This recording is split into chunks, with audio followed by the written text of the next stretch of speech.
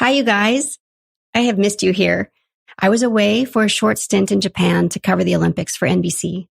I wanted to hop back on here and share a little of my time there with you before we get back to the regular style podcast interview episodes. Consider this my gift or souvenir or offering to you. When I'm at the Olympics, I work as a television producer for NBC Olympics, an Olympics journey that began for me in 2004 when I covered the Summer Games in Athens, Greece for NBC News, and every single winter and summer games since for NBC Olympics. Tokyo was my number 9. I'll be honest with you, I saw very little of the host city this time. It's a pity because I love Japan and every person I met there was kind and welcoming. I would have loved to spend more time exploring the modern and ancient design and architectural wonders there, the gardens. I'd have liked to roam the grounds of shrines and temples, taken cues on edgy fashion, enjoyed more Japanese food, music, and culture. But I was fortunate to have spent a month in Japan on one occasion many years ago and a shorter trip a few years later. It made my FOMO a little less intense. And I'll call this trip a recon trip because I hold a dream now to return someday as a tourist and enjoy that beautiful country again, more fully. I kept front of mind that I was there to work first, and there were necessary COVID restrictions in place for most of my stay. All understandable.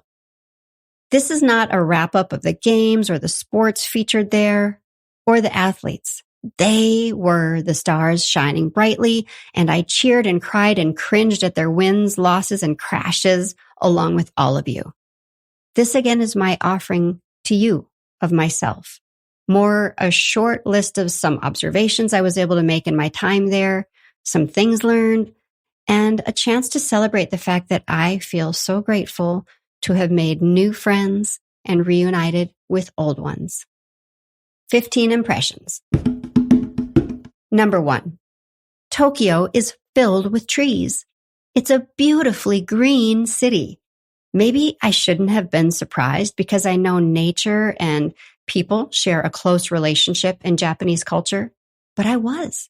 Yes, there are gleaming buildings and trains and massive intersections that feel decidedly urban.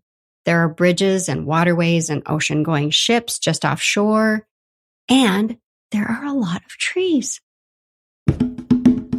Number 2, Japanese showers and baths are environments of my dreams. I mean, house goals. Just Google Japanese bathroom design. Number 3, related. The toilets in Japan are high-tech, you guys. Number 4, jet lag is more significant upon return to the U.S. than it was going to Japan. Number 5, onigiri is my new favorite thing. Onigiri. It's a triangle-shaped pack of rice wrapped in seaweed, often with something inside like salmon flakes or kelp. I love them so much that when I got back to the U.S., I found my way to Japantown in L.A. to search for them. Number 6, Japan is known to have more than 300 varieties of Kit Kat. I tried the green tea Kit Kat, loved it, but I'm on a quest to find others, including the sparkling wine Kit Kat. Number 7, vegetables, fish, rice, and savory dishes are common at breakfast. Number 8, I was assigned to cover boxing for a short time. The Olympic boxing venue was held in a sumo stadium, creating a sort of border high along the top tier of the stadium inside were huge photos of sumo wrestlers. And then for seating, the lower, closer tier is comprised of small carpeted boxes, open air, with low metal dividers. Shoes off as you step off the tile floor that leads you to your seat, then sock feet only in the box. Number 9, Tiger Asics are huge in Japan, and the styles you can see there are crazy vast. Number 10. Robots are a big deal. I bet you already knew that. I got to see Gundam.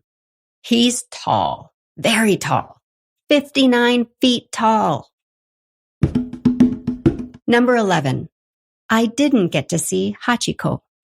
Who's Hachiko? Here's what Wikipedia says, paraphrased.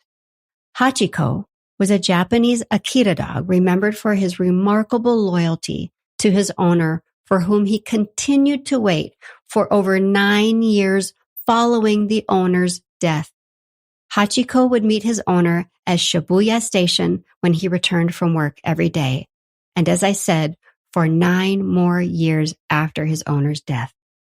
In April 1934, a bronze statue based on Hachiko's likeness, sculpted by Teru Ando, was erected at Shibuya Station.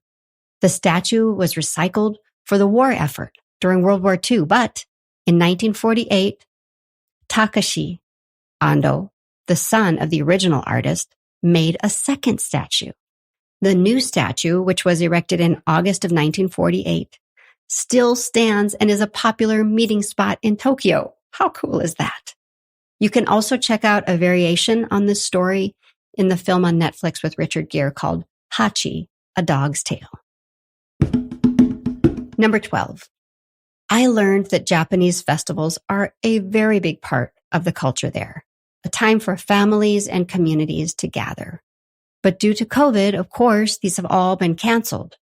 But the Japan Artistic Swimming Team, also known as the Synchronized Swimming Team, choreographed their routine in honor of the festivals. We were able to see a couple of training sessions, and I now have a new respect for these athletes and the nature of these festivals. Number 13. There is a pastime in Japan known as Shinrin-yoku, or forest bathing.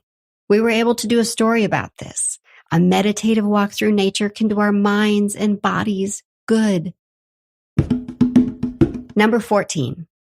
Skateboarding, surfing, and climbing entered the Olympic stage this year for the first time.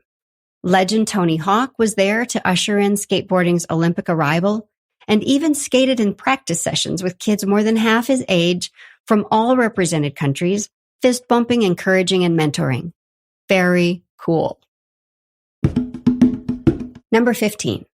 I was looking for some souvenirs on my one fully free last day in Tokyo, and among the things I was searching for was a bell, since my mom collects bells. I wandered into a nearby shopping area to browse, now in the clear after 14 days of soft quarantine and regular COVID testing, and still wearing a mask, of course. I'd looked throughout the day for a bell, but didn't find one. A crystals and essential oils shop drew me into it. I picked up a few small gift items. As I was paying for them at the register, I was debating buying myself a simple tiger eye beaded bracelet. I decided to get it. So I stepped away and returned to hand it to the 2 women working at the register. Rather than placing the bracelet down with the other items they were wrapping, they placed it on top of a piece of white crystal or quartz and finished wrapping the other items. Then they looked at me and in English said, "It's time to do the blessing." I watched as they pulled out a pretty little black bell with the most unique sound.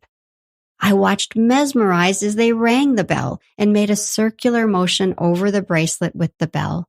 And even as the pendulum stopped hitting the sides, a full resonating sound continued to wash over the bracelet and the room.